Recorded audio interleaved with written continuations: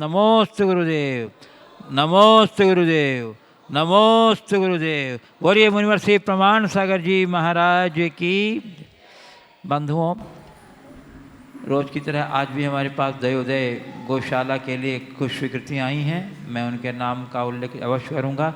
श्रीमती इंदू जैन, रोहतक हरियाणा से, इन्होंने 21,000 रुपये की राशि की भेजी है। अनिमेश आसू अक्षिता जैन, बोकारो स्टील सिटी झारखंड, इन्होंने 13,551 रुपये की राशि भेजी है। नीलू जैन, मनोज कुमार जैन, रक्सौल बिहार, इन्होंने भी 13,000 रुपये की राशि भेजी है। सुषमा सुमत जैन, अहमदाबाद, इन्होंने 12,555 रुपये की राशि भेजी है। स्नेह कुमार सच्चा बच्चा जैन, फिरोजाबाद, इन्होंने 11,111 रुपये की राशि भेजी है। और चौधरी नेमचंद सौरभ कुमार जैन, पनागर वाले, जबलपुर से, इन्होंने भी 11,000 रुपये की राशि भेजी है। और भी कई स्वीकृतियां हैं, सभी का मैं अभी नहीं ले सकता हूं क्योंकि मैं शंका समाधान चलना है। सबको बहुत बहुत साधुवाद, गुरुदेव का मंगलमय आशीर्वाद। और गुरुदेव, प्रथम मैं उपस्थापित कर रहा हूं स्थानीय रागिनी जैन, मनीष जैन कह रही गुरुदेव कि आज मेरे छोटे बेटे अविरल का जन्मदिन है और इस अवसर पर अविरल अपनी गुल्लक स्थानीय देवोदय गौशाला के लिए अर्पित करना चाहता हूँ। ये 8 वर्ष का हुआ है और आज ये पहला दान की ओर कदम बढ़ाया है अपनी गुल्लक के द्वारा। मैं आमंत्रित कर रहा हूँ अविरल को कि वो आएँ और अपना गुल्लक यहाँ रख करके गुरुदेव से आशीर्वाद ग्रहण करें। हाँ गुरुदेव, इन्होंने एक प्रश्न भी रखा है कि आज तो मेरे छोटे बेटे का जन्मदिन है, कल मेरे बड़े बेटे आकिंचन का जन्मदिन है। महाराज श्री, मेरे दोनों ही बच्चों ने बचपन से ही न तो रात्रि भोजन किया है, नहीं आलू प्याज लहसुन बर्गर पिज्ज़ा आदि का सेवन किया है। महाराज श्री, बच्चे तो अभी छोटे हैं, मेरे आंचल के छाँव में हैं, लेकिन जब ये बड़े हो जाएंगे तब मेरा आंचल छोटा पड़ जाएगा, तब इनके संस्कार कैसे सुरक्षित रह पाएंगे? क्योंकि वर्तमान समय में हम देखते हैं कि संगति संस्कारों पर भारी पड़ जाती है। महाराज श्री, आशीर्वाद स्वरूप मेरे बच्चों को मार्गदर्शन दीजिए ताकि ये सत्संस्कारों में आगे बढ़ते रहें। निश्चित ही ये संस्कारों के सुलक्षण हैं जो आज के समय में बहुत दुर्लभ है। संस्कारों को महत्व आजकल प्रायः लोग कम देते हैं। 8 वर्ष 10 वर्ष तक की उम्र तक बच्चे यदि इस प्रकार के संस्कारों से बंधे हैं तो इसका पूरा श्रेय उनके माता पिता को जाता है। नींव मजबूत हो तो इमारत हमेशा टिकी रहती है। संस्कारों की जड़ को इतनी गहरी बना दे कि इनके ऊपर संगति का असर हावी ना हो सके। बच्चों से भी मैं ये कहना चाहता हूँ, जो संस्कार माँ बाप से मिले हैं इन्हें अपने जीवन की संपत्ति बनाना, इनको किसी भी स्थिति में खोना नहीं। साथ ही जैसे जैसे बच्चे बड़े हों इनकी संगति को भी ध्यान में रखें, इन्हें ऐसा ही वातावरण दें ताकि ये किसी भी तरह से दिग्भ्रमित ना हो सके। और साथ ही इन संस्कारों के साथ इनके अंदर ऐसे भाव जगा दें कि इन सब चीज़ों के प्रति उनके मन में रुझान ही ना हो। स्वास्थ्य की दृष्टि से और धर्म की दृष्टि से जो अनुकूल है हमें वही लेना चाहिए। यदि ऐसा मनोभाव बच्चों का प्रारंभ से जग जाए तो बच्चों में कभी भटकाव नहीं होता। पूज्य गुरुदेव, मालेगांव महाराष्ट्र से नीता पहाड़े कह रहे हैं गुरुदेव, हम सही हैं या गलत, ये कैसे पहचानें? हमें हमेशा लगता है कि हम सही हैं, किंतु कभी कभी गलत भी तो होते हैं। बट उस वक्त हम समझ नहीं पाते हैं क्योंकि हमारा नज़रिया अलग होता है। हम कैसे समझें कि सही क्या है और गलत क्या है? बड़ा जटिल प्रश्न है। हम सही हैं या गलत, इसका निर्धारण कैसे करें? प्रायः आदमी अपने गलत होने पर भी स्वयं को सही साबित करने की कोशिश करता है और वो यही मान के चलता है कि हम सही हैं। लेकिन ऐसी स्थिति में सही और गलत को पहचान पाना बड़ा टेढ़ा काम है। अब कैसे जांचे परखे? अगर उस घड़ी में हम अपने आप को परख सके तो अति उत्तम है। यदि उस घड़ी में न कर पाए तो उस समय दूसरा उपाय अपनाना चाहिए। जिस चीज़ को हम आज सही कह रहे हैं, थोड़ी देर तटस्थ होकर विचार करें कि वही कृत्य मेरे प्रति कोई दूसरा करेगा तो क्या मुझे सही लगेगा? किसको सही माने, किसको गलत माने, एक कसौटी देता हूँ।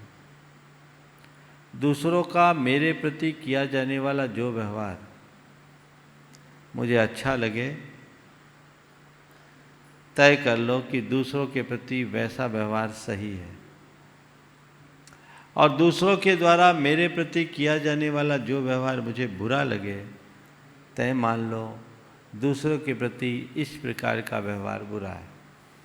बस ये कसौटी, इस कसौटी को लेकर चलने वाला व्यक्ति कभी गलत नहीं कर सकता। आगे। पूज्य गुरुदेव, मैडन हेड यूके से सूची जैन कह रही हैं, गुरुदेव मेरा नाम सूची जैन, मैं लंदन में रहती हूँ। मेरा प्रश्न है कि मेरे से अनजाने में गलती हो गई। मैं अपने बच्चे को मल्टीविटामिन की मेडिसिन दे रही थी। आपके प्रवचन सुनने के बाद मैंने जब मेडिसिन की इंग्रेडिएंट्स को पढ़ा तो उसमें जिलेटिन बोविन था। अब मैंने उसको मेडिसिन देना बंद कर दिया गुरुदेव, परंतु मुझसे जो गलती हुई है इसका पश्चाताप कैसे करूं? देखिए, पश्चाताप का मन में भाव आना बहुत अच्छी बात है। आगे इसकी पुनरावृत्ति न करें। और ये मीडिया के माध्यम से तो प्रायश्चित होता नहीं। कभी प्रत्यक्ष गुरुजनों के सानिध्य में आने का शुभ अवसर मिले तो आप अपना निवेदन करके इसका प्रायश्चित लीजिएगा और इस बात के लिए संकल्पित हो जाएं कि ऐसा हम इसकी पुनरावृत्ति न करें। बच्चों को विटामिन देने के लिए हम उस तरह का भोजन दें, लेकिन इस तरह की किसी भी दवाई या और कोई वस्तु न दें जिसमें किसी भी प्रकार की अशुद्धि या अपक्ष पदार्थ हो। पूज्य गुरुदेव, चैम्बूर मुंबई महाराष्ट्र से श्याम गंगवाल कह रहे हैं, मेरा प्रश्न है गुरुदेव कि महाभारत में कौरव और पांडव के बीच में सहस्रों सैनिकों का क्या दोष था जो उनका बलिदान हुआ दो भाइयों के युद्ध के बीच में? और श्री कृष्ण ने कहा था कि युद्ध धर्म स्थापना के लिए, तो क्या किसी धर्म स्थापना के लिए सहस्रों निर्दोष सैनिकों की हत्या क्यों? क्या नए धर्म स्थापना के लिए सैनिकों की हत्या करना अधर्म नहीं है? गुरुदेव, अगर यह प्रश्न गलत है तो मुझे क्षमा कीजिएगा, लेकिन समाधान चाहती हूँ। आपका प्रश्न आपकी जगह ठीक है। निश्चित रूप से उन सैनिकों का कोई कसूर नहीं था। युद्ध दो पक्षों के बीच हुआ और बहुत कुछ टालने के बाद भी युद्ध नहीं टल सका। सैनिक चूँकि वे बंधे थे और वह उनका कर्तव्य था, इसलिए उन्हें युद्ध लड़ना पड़ा। जहाँ तक धर्म संस्थापना के लिए युद्ध करने की बात है, मुझे गीता के युद्ध में एक और युद्ध की झलक दिखाई पड़ती है। वो बाहर का नहीं, वो भीतर का। वस्तुतः अपने आत्मधर्म को टिकाने के लिए हमें अपनी वृत्तियों से युद्ध करना जरूरी है। कौरव और पांडव दो व्यक्ति नहीं, दो वृत्ति भी है। हमारे अंदर के अधर्म और धर्म की जो वृत्ति है उसका प्रतिनिधित्व कौरव और पांडव करते हैं। इसकी झलक गीता के प्रारंभिक श्लोक से ही मिल जाता है। धर्म क्षेत्रे कुरुक्षेत्रे समवेता युयुत्सवा माम का पांडवा चेति किम अकुर्वन संजय। धृतराष्ट्र के द्वारा पूछा गया संजय से पूछा गया यह प्रश्न एक ही मैदान को धर्म क्षेत्र और कुरुक्षेत्र बता रहा है। ये इस बात का प्रमाण प्रस्तुत करता है कि हम जिस युद्ध की बात करते हैं वो केवल बाहरी युद्ध नहीं है, ये वृत्ति का भी युद्ध है। और उस युद्ध की दृष्टि से देखा जाए तो जब तक मनुष्य अपने अंदर के दोषों और दुर्बलताओं का हनन नहीं कर लेता, तब तक वह अपने जीवन को आगे नहीं बढ़ा सकता। हमारे अंदर के दोष दुर्बलताएं हमारे राग देश मोह रूप विकार के कारण प्राप्त हैं। उनका अंत करने के लिए हमें खुद सक्रिय होना पड़ेगा। ये आशय उसमें परिलक्षित दिखता है। और जहाँ तक युद्ध की बात है, अगर बाहरी युद्ध की भी बात हम करते हैं तो देखा जाए तो श्री कृष्ण ने युद्ध किया नहीं, युद्ध उनके जीवन की एक व्यवस्था भरा अध्याय था। युद्ध करना पड़ा।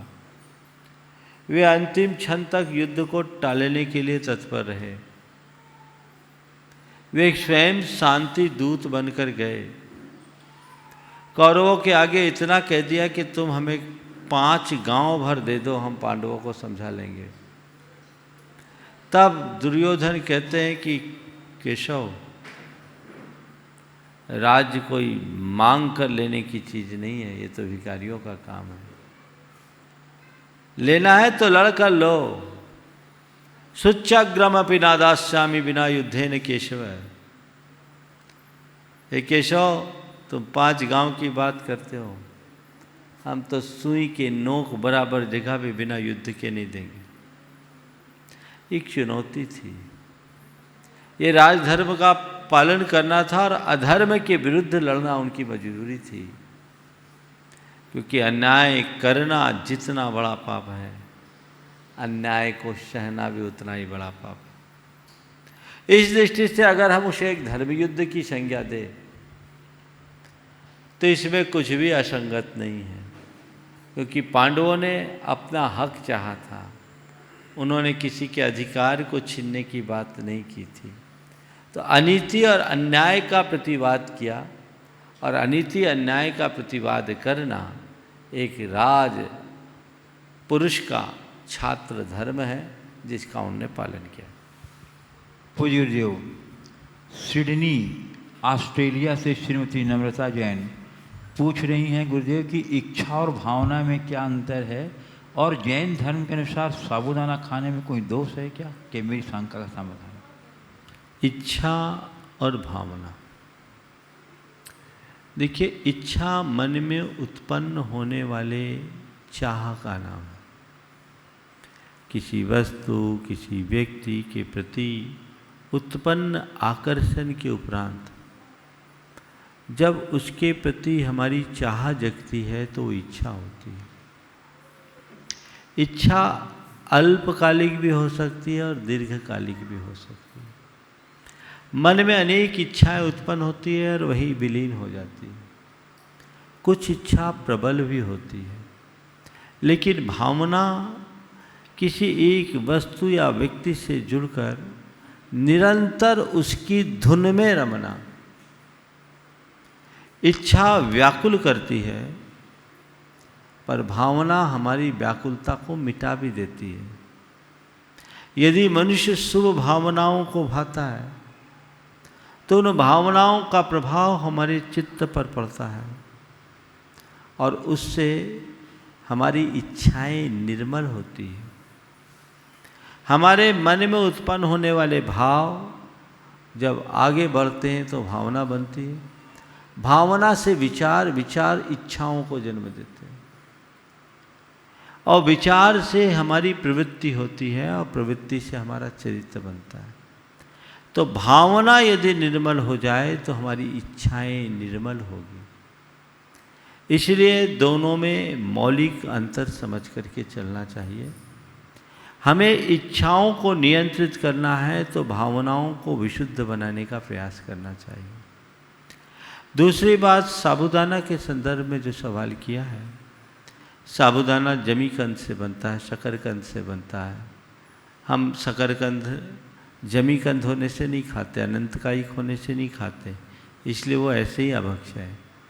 लेकिन जो साबूदाना के निर्माण की पुरानी प्रोसेस थी, उसमें शकरकंद को उबाल करके उसका जो घोल जिस हौज में रखा जाता था, उसमें उसी रंग के घोर कीड़े उत्पन्न हो जाते। आजकल ऑटोमाइजेशन होने से कुछ प्रक्रिया में परिवर्तन हुआ है, लेकिन फिर भी उसमें जीव हिंसा की संभावना रहती है, और जमीकंद होने से वो जीव हिंसा का कारण तो है ही, इसलिए इसका परहेज करना चाहिए। पूज्य गुरुदेव, कटनी मध्य प्रदेश से श्री सुभाष जैन कह रहे हैं कि गुरुदेव आज लोग सीखना तो चाहते हैं, परंतु कुछ बताएं तो सवाल ज़्यादा करते हैं। महाराज जी कैसे सिखाएं समझ में नहीं आता। सीखना चाहते हैं और कुछ बताएं तो सवाल ज़्यादा करते हैं। कैसे सिखाएं समझ में नहीं आता। पहली बात तो ये है, जो सीखना चाहे उसको सिखाओ, जो आपको उल्टा सिखाना चाहे उसको हाथ जोड़ लो। दूसरी बात, अगर कोई व्यक्ति सीखने के क्रम में सवाल पूछता है तो हमें बड़ी उदारता से उसके सवालों का जवाब देना चाहिए। उसमें रंचबाज भी घबराना नहीं चाहिए। यदि उसका सवाल जिज्ञासा मूलक है, हाँ, वो यदि अपना ज्ञान बघार रहा है तो समझ लेना अभी उसके अंदर सीखने की पात्रता ही नहीं। ऐसे आदमी को सिखाने का प्रयास करना अपने समय की बर्बादी है, उनसे दूरी रखना चाहिए। पूज्य गुरुदेव, मुंबई महाराष्ट्र से शिखा जैन कह रही हैं, कैरियर में सफलता और ढेर सारा पैसा, क्या यही दो मापदंड है इंसान को सफल या असफल बताने का? क्योंकि कई बार ऐसा होता है कि जब हम जैसे साधारण लोग अपने विचार विमर्श देते हैं तो ये कह दिया जाता है कि पहले जीवन में सफल बनो फिर बोलो। क्या ये किसी व्यक्ति को डिप्रेशन में लाने का कारण नहीं? कैरियर में बहुत सारा पैसा या पोस्ट सफलता का प्रतिमान आज बन गया है, पर यथार्थ यह सफलता का आधार नहीं, एक बहुत बड़ा भ्रम है। देखा जाए तो सुशांत राजपूत की घटना को सामने रखना चाहिए। मैंने सुना उसके पास अपार पैसा था,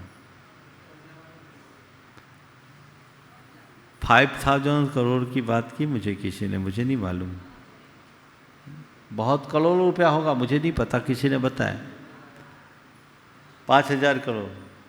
अब जो हो, क्योंकि अखबार में पढ़ता नहीं तो मुझे मालूम नहीं, लेकिन उसके पास अपार पैसा। और दूसरी बात, प्रतिष्ठा भी बहुत। इतनी प्रतिष्ठा और इतनी लोकप्रियता और पैसा वाला होने के बाद भी उसे आत्महत्या क्यों करनी पड़ी? ये बहुत विचारणीय प्रश्न है। कहीं ना कहीं वो अपने जीवन में विफल था। काश वो अपने आप को आध्यात्मिक रूप से मजबूत किए होते तो शायद ऐसी घटना नहीं होती। तो सफलता का वास्तविक प्रतिमान पोस्ट और पैकेज को मत मानना। सफलता का वास्तविक आधार जीवन में स्थिरता, संतुष्टि और प्रसन्नता। पूज्य गुरुदेव, जबलपुर से मंजू जैन पूछ रही हैं, महाराज जी महत्वाकांक्षा करना और भावना करना क्या एक है? कहते हैं महत्वाकांक्षा करना गलत है, जो मिले उसे स्वीकार कर लेना चाहिए। और क्या पुरुषार्थ किए बिना भावना कोई प्रभाव होगा? क्योंकि बहुत से लोगों को देखा है भावना तो कर लेते हैं पर उसके अनुकूल कार्य तो करते नहीं। गुरुदेव समाधान दें। देखिए, महत्वाकांक्षा रखना गलत नहीं।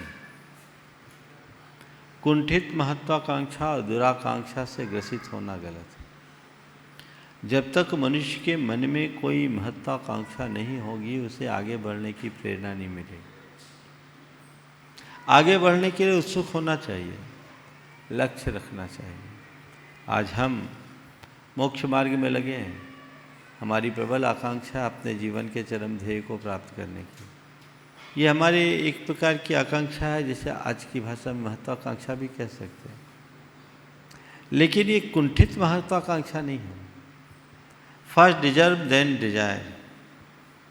अपनी योग्यता के अनुरूप काम करो। आज मैं सोच लूँ कि मुझे आज ही मोक्ष पाना है तो शायद वो मेरे लिए दुविधा का कारण बनेगा। पर मुझे मोक्ष मार्ग पर चलना है, मोक्ष को पाना है, ये मेरा लक्ष्य है, ये मेरा ध्येय है। और उस ध्येय की पूर्ति के लक्ष्य से मैं आगे बढ़ रहा हूँ। तो चलो इस भूमिका में मोक्ष भले नहीं, मोक्ष मार्ग तो मिल रहा है, आगे चलूँगा, आगे बढ़ूँगा, और ये मुझे आज नहीं कल मोक्ष तक पहुँचाने में सहायक बनेगा। इसी तरह मन में कोई चाह आना, कोई बड़ा लक्ष्य बनाना बुरी बात नहीं है, पर रातों रात उस लक्ष्य को पा लेने के सपने देखना बहुत बुरी बात है। हमें एक एक करके 1000 सीढ़ी चढ़ना चाहिए, एक साथ 100 सीढ़ी चढ़ने की कोशिश कभी नहीं करना चाहिए। आजकल लोग कुंठित महत्वाकांक्षा से ग्रसित ज़्यादा दिखाई पड़ते हैं और वो उनकी दुराकांक्षा का रूप ले लेती है। नतीजा वे या तो डिप्रेशन में चले जाते हैं या उनकी प्रवृत्तियां असंगत होने लगती हैं। दोनों चीज़ें ठीक नहीं हैं, इसलिए इनसे हमें बहुत सावधान रहना चाहिए। पूज्य गुरुदेव, पार्ले पॉइंट सूरत गुजरात से श्री अशोक गांधी कह रहे हैं, गुरुदेव प्रकृति का नियम है कि जिसके पास जो होता है वह वही बांटता है। सुखी सुख बांटता है, दुखी दुख बांटता है, ज्ञानी ज्ञान बांटता है, भ्रमित भ्रम बांटता है, भयभीत भय बांटता है। तो गुरुदेव हम दुख में भी सुख कैसे बांटें, कृपया मार्गदर्शन। जिसके पास जो होता है वो बांटता है, बिल्कुल यथार्थ है।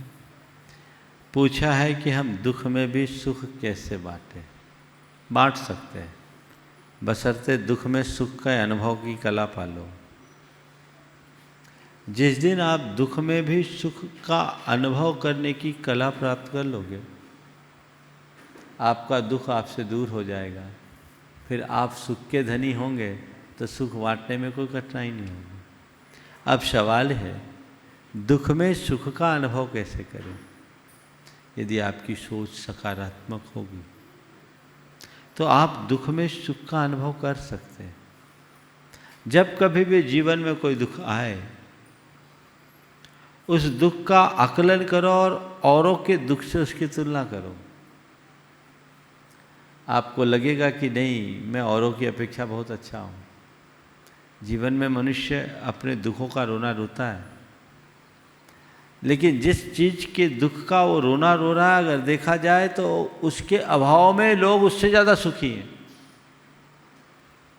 तो अपने से नीचे वाले लोगों को देखोगे तो आप दुख में सुख का अनुभव करोगे।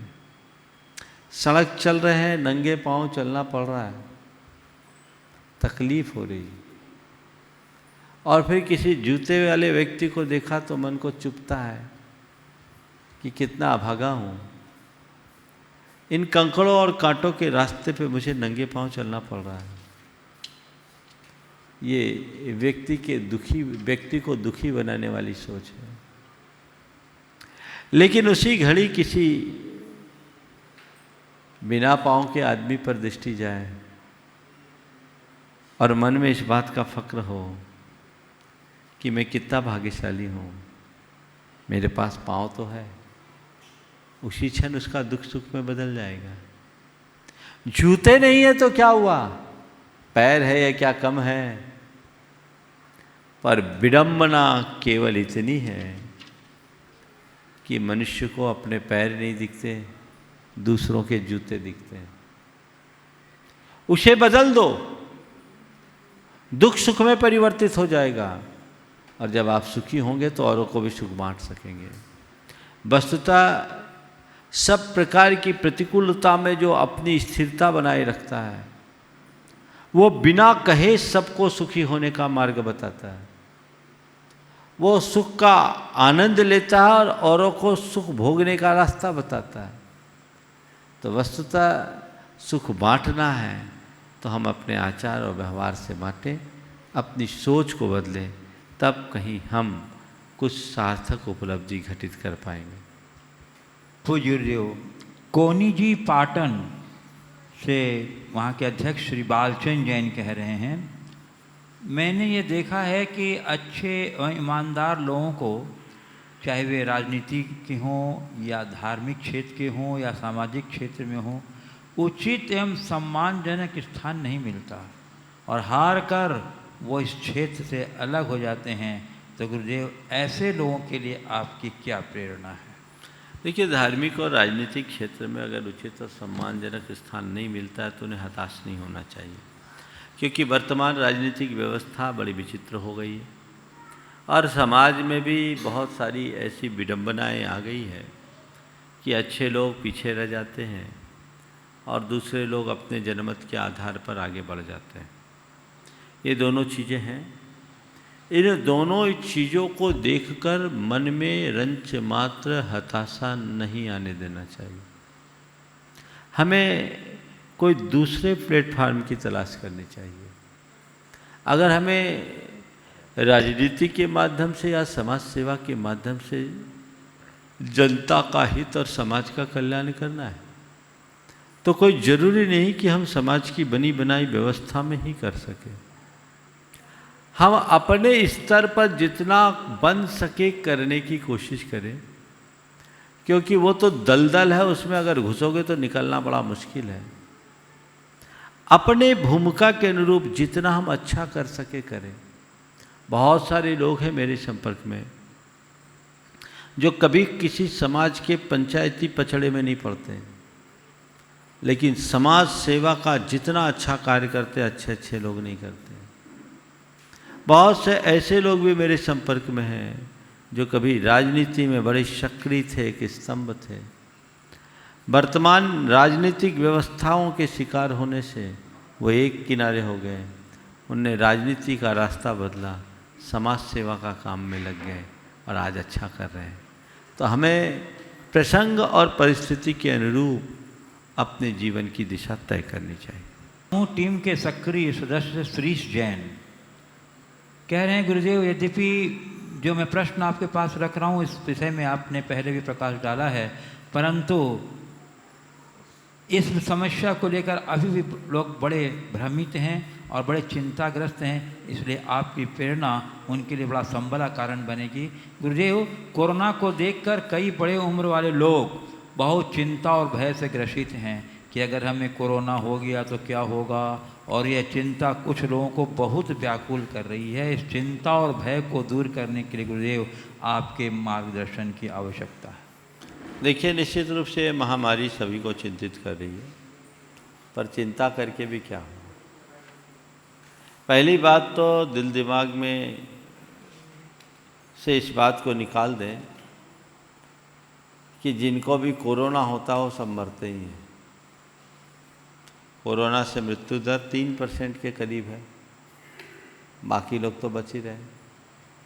और दूसरी बात कि केवल कोरोना वाले मरते हैं ऐसी बात तो नहीं है। जिनको कोरोना नहीं हुआ वो अमर होंगे ऐसी भी बात नहीं है। जितने लोगों की कोरोना से मृत्यु हो रही है उससे ज़्यादा अन्य बीमारियों से लोगों की मृत्यु हो रही, और अन्य बीमारी नहीं है तो कई ऐसे हैं जो स्वस्थ होकर के भी मृत्यु को प्राप्त होते हैं। कई लोग, अभी कुछ दिन पहले एक व्यक्ति 45 साल की उम्र में हार्ट अटैक से चला गया, कोई बीमारी नहीं थी। तो कुछ भी हो गई, किसी की मृत्यु कभी भी हो सकती है। इसलिए मृत्यु को लेकर के कभी घबराना नहीं चाहिए। तन का एक दिन जन्म हुआ, एक दिन अंत होगा, लेकिन एक बात गांठ में बांध के रखिए, जब तक मेरी आयु है कोई मुझे हिला नहीं सकता, और आयु पूरी होने के बाद कोई मुझे जिला नहीं सकता। इसके बाद जिस दिन मेरी आयु पूरी होगी उस दिन ये तन जाएगा, पर मेरी आत्मा का न तो जन्म है न मरण। उस आत्मस्वरूप का चिंतन करो, भेद विज्ञान का चिंतन करो।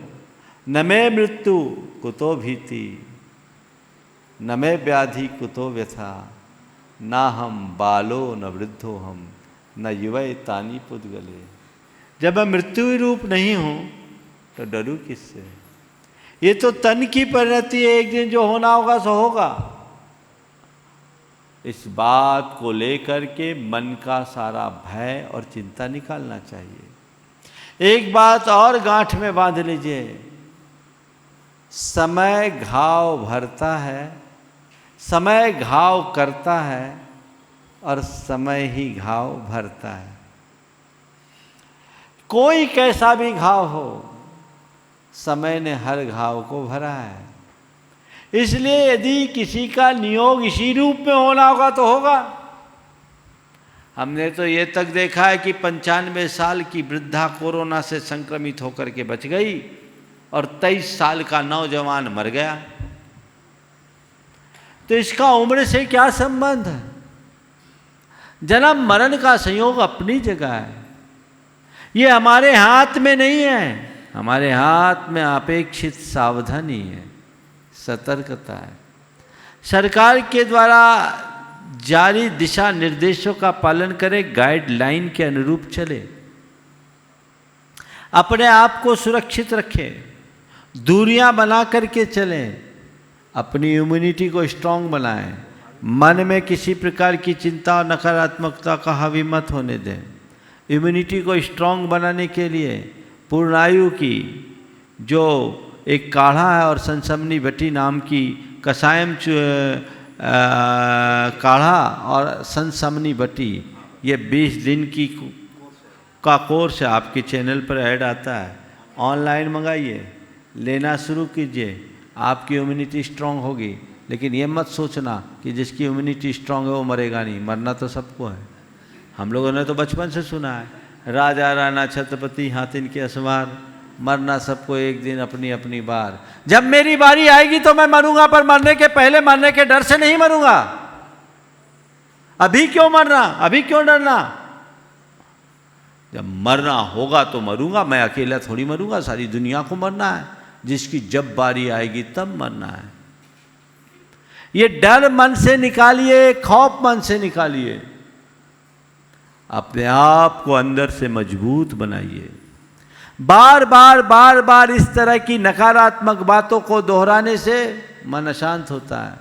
और दूसरी बात, कोरोना संबंधी समाचार देखना, पढ़ना, सुनना बंद कीजिए, हो गया बहुत। ये जितना सुनोगे तुम्हारे सबकॉन्शियस में उतना असर होगा। भावना योग कीजिए, कल भावना योग होगा। मैंने पहले भी भावना योग कराया था कोविड-19 से संबद्ध, वो आपको मिलेगा, आप करिए। मैं सुरक्षित हूँ, मैं स्वस्थ हूँ, सुरक्षितो हम, स्वस्थो हम, निर्भयो हम। इन वाक्यों को बार बार दोहराएं, मन का सारा भय दूर होगा। अजर अमरो हम, अभयो हम, निर्भयो हम, सुरक्षितो हम, स्वस्थो हम, निरामयो हम। ये अंदर अनुभव करने की कोशिश करें, कुछ नहीं होगा। और ये फितूर पाल करके बैठोगे तो कोरोना से तो बाद में मरोगे, अपने कोरोना के खौफ से पहले मर जाओगे। डर को निकाल फेंकिए, जब जो होना होगा सो होगा। बस 2 दिन पहले भी मैंने बात कही थी, आज फिर से वो 2 वाक्य दोहराता हूँ। अपने मन के डर भय को दूर करने के लिए इन 2 वाक्यों को आप हमेशा दोहराइए। जो होगा सही होगा और जो होना होगा वही होगा। इससे मन को संबल मिलेगा, धैर्य होगा। घबराने से किसी समस्या का समाधान नहीं निकलने वाला। इसलिए अंदर से मजबूत बनिए, तत्व ज्ञान का आश्रय लीजिए, मन का डर भय चिंता दूर कर दीजिए। ठीक है, जो होना होगा सो होगा, और मरूंगा तो जिंदगी में एक ही बार तो मरना है, बार बार थोड़ी मरना है। और सबको मरना, अकेले को तो मरना नहीं है। ठीक है, इससे घबराने की जगह अपने आप को संयत बनाने की कोशिश कीजिए और अपने बचे समय का सदुपयोग कीजिए। यही इसका सकारात्मक लाभ है। पूज्य गुरुदेव, कटनी मध्य प्रदेश से मालगुजार परिवार की श्रीमती कल्पना मालगुजार पूछ रही हैं, गुरुदेव ये जो पढ़ने में आया था कि कसाय से बचना है तो भगवान को देखो, इसका क्या तात्पर्य है? भगवान को देखो। गुरुदेव, अभी प्रश्न इनका और है। गुरुदेव, कसाय को लेकर सामान्य जनों में बहुत भ्रांति है। लोग प्रायः क्रोध को ही कसाय मानते हैं। अंतरंग में छद्म रूप में पलने वाले मान, माया, लोभ को कसाय मानते ही नहीं। साथ ही कसाय की तीव्रता व मंदता को भी लेकर अनभिज्ञता है। कृपया समाधान दें। देखिए, बहुत सही बात है। कसाय को कम करना है तो भगवान को देखो। उसके पीछे का आशय यही है कि देखो, भगवान जिस तरह से तटस्थ होकर अंतर में लीन हो गए हैं और उनके चेहरे पर परम प्रसन्नता की झलक दिख रही है, मन में ठान लो मुझे किसी से राग द्वेष मोह नहीं करना, मुझे किसी से द्वंद्व फंद नहीं करना, निष्कसाय भाव होगा, जीवन में परम आनंद होगा। ये बात सही है कि लोग कषाय से प्रायः क्रोध को ही जोड़ते हैं और क्रोध को ही कषाय मानते हैं, पर क्रोध कषाय कषाय नहीं, कषाय मात्र कषाय है। क्रोध भी है, मान भी है, माया भी है, लोभ भी है। क्रोध को लोग ज़्यादा इसलिए प्रमुखता दे देते क्योंकि क्रोध देखने में आता है, लेकिन कषाय है और कषाय हीनाधिक रूप में सबको होती है। आपने पूछा तीव्र कषाय और मंद कषाय की पहचान कैसा करें। शास्त्रों में अनेक तरीके से तीव्र कषाय और मंद कषाय के लक्षण बताए, पर कार्तिकायन उपेक्षा की 2 गाथाओं में इनके जो लक्षण बताए आज मैं उसकी व्याख्या करना चाहता हूँ। बड़े व्यवहारिक लक्षण। अपप्रशंसन करनम,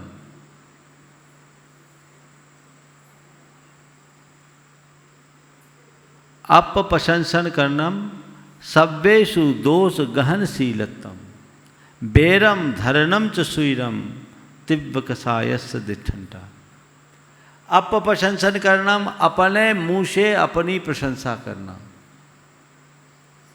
औरों के दोष देखने का स्वभाव बनाना, और बैरम धरणम च सुईरम, बैर की गांठ बांध कर रखना, तीव्र कषायस्य दिठंटा। ये तीव्र कषाय के दृष्टांत है। जो व्यक्ति अपने मुंह से अपनी प्रशंसा ज़्यादा करता है, समझना उसका व्यक्तित्व बड़ा उथला है, वो कषायवान है। जिस व्यक्ति को बात बात में औरों के दोष, दुर्बलता या कमियां दिखती है, समझ लेना वो आदमी भरोसे के लायक नहीं है, वो तीव्र कषाय वाला जीव है। इसी तरह जो बैर की गांठ बांध के रखता है, किसी को क्षमा नहीं कर पाता, जिसके मन में प्रतिशोध की ज्वाला जलती रखती, धधकती रहती है, ये सब तीव्र कषाय के लक्षण है। मंद कषाय के सवत्थ विपीवैनम दुवैने दुज्जैनम दुज्जने विखम करनम। सवत्थ विपीवैनम दुवैने दुज्जने विखम करनम गुण गहन पूज्येषु आदरणम मंद कषायस्य दिठंटा। कि सबसे प्रिय बोलना, मधुर संभाषण, वाणी में अकड़ ना हो, नम्रता, दुब्बैने दुज्जने विखम करनम। कोई हमें दुर्वचन बोल दे और कोई दुष्ट व्यक्ति हमारे साथ दुर्व्यवहार भी कर दे तो उसके प्रति क्षमा का भाव रखना। पूज्येषु विगुण गहनम, और पूज्य पुरुषों का गुण ग्रहण करना, ये मंद कषाय के दृष्टांत है। मैं समझता हूँ इस परिप्रेक्ष्य में यदि कषाय का चिंतन किया जाए तो लोगों का नज़रिया अपने आप बदल जाएगा। पूज्य गुरुदेव, इंदौर मध्य प्रदेश से महेंद्र जैन पत्रकार कह रहे हैं, गुरुदेव, गुरु और समुद्र दोनों गहरे होते हैं, लेकिन समुद्र की गहराई में व्यक्ति डूब जाता है और गुरुओं की गहराई से तर जाता है। महाराज जी, यहाँ गुरुओं में गहराई को किस संदर्भ में देखना चाहिए जो हमारे उद्धार करने में महत्वपूर्ण है? देखिए, समुद्र की गहराई का अंदाज हम उसमें व्याप्त अपार जल राशि से करते हैं। इसी तरह गुरुओं की गहराई का अंदाज हम उनके अंदर रहने वाले गुणों के समुदाय से कर सकते हैं। अगर गुरुजनों के गुणों की तरफ हमारी दृष्टि होगी, हमारा अनुराग उत्तरोत्तर बढ़ेगा और हम उतने ही गहराई में डूबते जाएंगे। दृष्टि गुणों पर होनी चाहिए। पूज्य गुरुदेव, कटनी मध्य प्रदेश से रुचि जैन पूछ रही हैं कि गुरुदेव, हमारे कारण कोई दुखी होए तो जीवन व्यर्थ है, पर हमारे लिए कोई दुखी होए परवाह करे तो जीवन का अर्थ है। ये कहाँ तक उचित है महाराज श्री? क्योंकि जीवन का अर्थ किसी को दुखी करने में नहीं हो सकता, तो जीवन का अर्थ क्या होना चाहिए और जीवन को सफल बनाने का मंत्र क्या होना चाहिए? बहुत अच्छा वाक्य है। हमारे कारण कोई दुखी हो तो जीवन व्यर्थ है, और हमारे लिए कोई दुखी हो तो जीवन का अर्थ है। पूछा है जीवन का अर्थ का क्या? जीवन का अर्थ किसी को दुखी करने में नीचे क्या बोलो? हाँ, जीवन का अर्थ किसी को दुखी करने में नहीं हो सकता, तो जीवन का अर्थ क्या होना चाहिए? देखिए, सबसे पहले वाक्य को समझिए। मेरे कारण कोई दुखी हो तो ये मेरी अयोग्यता का परिचय है, ये मेरी असंवेदनशीलता का कारण है। मैं जानबूझ करके किसी को दुखी बना रहा हूँ तो ये मेरी निष्ठुरता को प्रकट करता है। तो जो व्यक्ति असंवेदनशील हो, निष्ठुर हो, उसे जीवन का कोई सार तत्व नहीं मिल सकता। इसलिए कहने वालों ने बिल्कुल सही कहा है कि उसका जीवन व्यर्थ है। लेकिन मेरे लिए कोई दुखी हो तो किसके लिए कोई दुखी होता है? जिसमें कोई गुण हो, जिसके प्रति लोगों का आदर हो, जिसके प्रति लोगों के मन में प्रेम हो, जिसका लोगों के दिल में जगह हो। तो तुम कहीं से जाओ और लोग तुम्हारे पीछे व्याकुल हो तो समझना कुछ अर्थ है, और तुम कहीं से जाने लगो कहे अच्छा है पिंड छूटा तो समझो व्यर्थ है। कई लोग होते हैं बड़े गुस्से लोग होते हैं, कहते घर से जा रहे हैं, बोले जाओ, जितने दिन दूर रहोगे उतने दिन शांति। और कई ऐसे होते हैं जिनका व्यवहार बड़ा मृदु और सौम्य होता है, जो बड़े मिलनसार होते हैं, वो जाने वाले होते हैं तो कहते जल्दी लौट के आना। तो मेरे कारण कोई दुखी हो तो जीवन व्यर्थ, और मेरे लिए कोई दुखी हो तो जीवन का अर्थ। आपने पूछा है जीवन के अर्थ को हम कैसे पहचानें? जीवन के अर्थ को पहचानने के लिए केवल इतना ही बताता हूँ। एक बीज है, उसे पत्थर पर रख दिया, हवा पानी में सड़गल कर नष्ट हो गया, बीज व्यर्थ हो गया। उसी बीज को धरती में बो दिया गया, अंकुरित हुआ, पल्लवित पुष्पित हुआ, वृक्ष का रूप धारण किया, उसमें फूल फल लगे और अनेक बीज प्रकट हो गए। ये बीज का अर्थ है। जीवन का गुणात्मक परिवर्तन ही जीवन का अर्थ है, अन्यथा जीवन व्यर्थ है।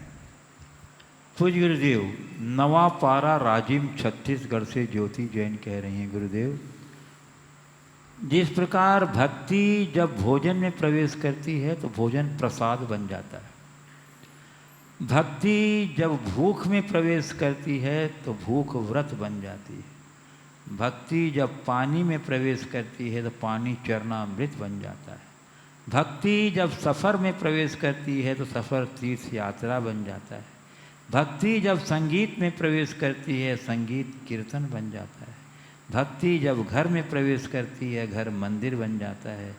उसी प्रकार गुरुदेव जब भक्ति व्यक्ति में प्रवेश करती है तो व्यक्ति मानव बन जाता है। तो गुरुदेव जी, व्यक्ति और मानव में क्या अंतर है, कृपया समझ। व्यक्ति और मानव में उतना ही अंतर है जितना मिट्टी और मंगल कलश में। मिट्टी में और मंगल कलश में, मिट्टी मिट्टी है, लोंधा है, उससे कुछ भी बन सकता है, लेकिन मंगल कलश मांगलिक प्रतीक बनता है, सबके मंगल की शोभा बन जाता है। तो हम मिट्टी की तरह जन्म लेते हैं, मंगल कलश की तरह अपने जीवन को विकसित करें। ये हमारे व्यक्तित्व की पहचान। पूज्य गुरुदेव, रिद्धि सिद्धि स्टोर सागर मध्य प्रदेश से पीयूष जैन कह रहे हैं कि सीमेंट से भी एक सीख मिलती है कि जोड़ने के लिए नरम होना जरूरी है और जोड़े रखने के लिए सख्त होना जरूरी है। तो महाराज जी, हम ऐसा क्या करें कि जीवन में व्यवहार पेड़ की डाली की तरह नरम बने और उसूल पेड़ के तने की तरह सख्त और मजबूत बने, ताकि हम धर्म और अध्यात्म में दीवार की तरह अडिग खड़े रह सकें। दोनों उदाहरण बहुत अच्छा है। सीमेंट की ये सीख बहुत अच्छी है।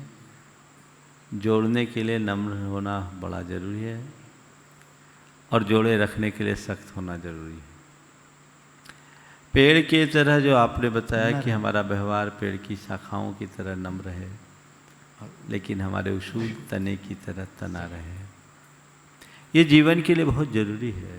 दोनों गुण जिसके अंदर होगा वही अपने जीवन का कोई लाभ उठा सकता है। आप पूछ रहे हैं ऐसा करने के लिए क्या करें? जीवन की वास्तविकता को सदैव अपने सम्मुख रखकर चलें। विनम्रता को जीवन का आदर्श बनाएं और उसूलों के प्रति दृढ़ रखने का संकल्प रखें। जो व्यक्ति ऐसा करते हैं उनका व्यवहार लचीला होता है, लेकिन संकल्प मजबूत होता है। आज देखने में उल्टा आता है। लोगों का संकल्प लचीला दिखता है और व्यवहार सख्त। ऐसे लोग अपने और समाज का भला नहीं कर सकते। संकल्प दृढ़ होना चाहिए, व्यवहार लचीला। सीमेंट के संदर्भ में जो आपने बात कही, जोड़ने के लिए नम्र और जोड़े रखने के लिए सख्त। पर एक बात बताता हूं, नम्र होकर जुड़ोगे तो ऐसा जोड़ जुड़ेगा कि शक्ति दिखेगी, पर वही शक्ति उसकी ताकत बन जाएगी। शक्ति दिखेगी पर वही शक्ति ताकत बन जाएगी। जो प्रारंभ में नम्र होकर एक दूसरे से जुड़ते हैं तो उनका जुड़ाव इतना मजबूत और प्रगाढ़ बन जाता है कि इस जोड़ को कोई तोड़ नहीं सकता। ऊपर से देखने में वो शक्ति है, पर शक्ति नहीं है, वो उसकी विशेषता है। और ऐसी शक्ति कब आती है? जब पहले नम्र होते हैं। तो हम अपनी नम्रता को, व्यवहार की सरसता को इतनी प्रगाढ़ बना दें कि जिससे जुड़े वो हमसे कभी अलग हो ही न सके। दुनिया की कोई ताकत हमें अलग ना कर सके। पूज्य गुरुदेव, आगरा उत्तर प्रदेश से गुंजन जैन कह रही हैं, गुरुदेव मेरा सवाल ये है कि आजकल स्कूल नहीं खुल रहे हैं, जिसके कारण हमारी ऑनलाइन क्लासेज हो रही है, जिसके कारण हमें बहुत देर तक फ़ोन और लैपटॉप पर लगे रहना पड़ता है। ऐसा क्या करें गुरुदेव कि हम अपने आप को फ़ोन से बचा सकें और इसका कम उपयोग करें, क्योंकि क्लासेस करना ज़्यादा ज़रूरी है। देखिए, इसका एक विकल्प है। जिन बच्चों की ऑनलाइन पढ़ाई है उन विषयों को अगर घर के लोग खुद पढ़ाना शुरू कर दें। प्रारंभिक कक्षाओं में इतना विषय नहीं होता कि आप उनको ना पढ़ा सको। माँ बाप बच्चों के साथ समय बिताए, उन्हें पढ़ाए और बच्चों को उसके लिए मानसिक रूप से तैयार करें। तो इससे दो लाभ होगा। लगातार स्क्रीन पर बैठने से बच जाएंगे और आपसे उनकी निकटता होगी। और पढ़ाते समय आप बच्चे के आईक्यू को ठीक तरीके से समझ सकेंगे। ये प्रयोग किया जा सकता है। कोई जरूरी नहीं कि स्कूल जाकर के ही पढ़ा जाए, घर में भी पढ़ा जा सकता है। बच्चे उस टेक्स्ट को खूब भी पढ़ सकते हैं और जो बातें अस्पष्ट हो उसे आप समझा सकते हैं। ये प्रयास करना चाहिए, क्योंकि जिस तरह की स्थितियां, ऐसा लगता है कि अब स्कूल जाने की बारी जल्दी नहीं आने वाली है, और जाओगे भी तो पता नहीं कौन सा झमेला आएगा। इसलिए घर में तैयारी करो और बार बार ऑनलाइन की व्यवस्थाओं से बचो। ये हर माँ बाप को चाहिए, और आपकी भी व्यवस्थाएं ऐसी हो गई कि प्राय लोग वर्क फ्रॉम होम कर रहे हैं, या व्यापार आदि भी बहुत सीमित हो गए, समय सीमित है, और नहीं भी है तो आपको समय निकालना है। अपने बच्चों को 2 घंटे पढ़ा दोगे ना तो बच्चे रिकवर कर लेंगे। पढ़ाई उनकी जारी रहनी चाहिए, पर कोई ज़रूरी नहीं कि वो ऑनलाइन ही हो। अब माँ बाप भी सोचते चलो बच्चा अपनी पढ़ाई में लगे तो हम कोई सोशल मीडिया में निकाल दे समय। कई लोग तो गेम खेलने में निकाल देते हैं। माँ बाप बच्चों के ज़्यादा बिजी हो जाते हैं। उन्हें चाहिए कि स्वयं को डाइवर्ट करे और रचनात्मक दिशा में आगे बढ़े। पूज्य गुरुदेव, गढ़ाकोटा जिला सागर मध्य प्रदेश से श्री प्रवीण सिंह घई कह रहे हैं कि गुरुदेव, सम्राट अशोक की प्राकृत भाषा के शिलालेखों में मैत्रीपूर्ण रहने की सर्वश्रेष्ठ मूल रीति वाचा गुप्ती बताई गई है।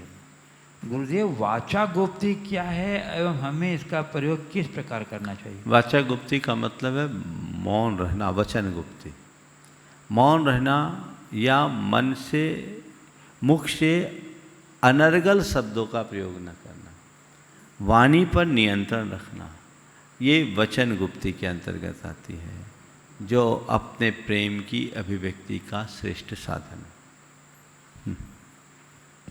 पूज्य विदेशा से अक्षय भंडारी कह रहे हैं, यूं तो हम सभी यही चाहते हैं कि सभी देश शांतिपूर्वक रहें, किंतु जब किसी देश द्वारा संधि की शर्तों का उल्लंघन करके हमारे देश के जवानों पर प्रहार किया जाता है, जिसमें हमारे जवान शहीद होते हैं, तब हमारे मन में आने वाली बदले की भावना को जैन धर्म में किस नज़रिया से देखा जाता है? देखिए, जिस राष्ट्र में आप रहते हैं तो उस राष्ट्र के प्रति जुड़ाव आपका होगा ही, और ये एक प्रकार की राष्ट्रीयता का भाव है।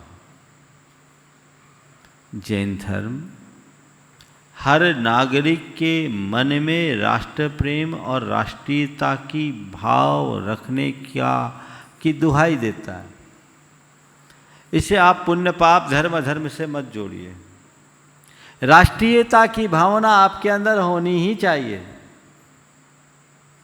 हाँ, इससे आगे की भावना जो हम संतों के मन में होती है, वसुधैव कुटुंबकम, सारे संसार में शांति हो। लेकिन जब राष्ट्र पर आंचा आते हो तो आप लोगों का दायित्व है कि इस बात को समझे, ये आपका राष्ट्रीय दायित्व है, राष्ट्रीयता का भाव है, ये होना चाहिए। और इसीलिए मैंने पहले भी कहा कि ऐसे देशों की सामग्री का बहिष्कार होना चाहिए जो हमारे राष्ट्रीय हितों में बाधक बनते हैं, जो आज हमारा शत्रु बन करके हमारे सामने खड़ा हो गया। आप भी एक योद्धा की भांति लड़ सकते हो, लेकिन विडंबना मुझे बताई कि महाराज एक तरफ तो चाइनीज आइटम का बहिष्कार किया जा रहा है, पर पिछले 2-3 दिनों में चाइनीज मोबाइल की रिकॉर्ड सेल हुई ऑनलाइन। ये ऑनलाइन खरीदने वाले तो हमारे सारे युवा हैं। इसका मतलब हमारे लोगों में राष्ट्रीयता और नेशनलिटी की भावना नहीं है।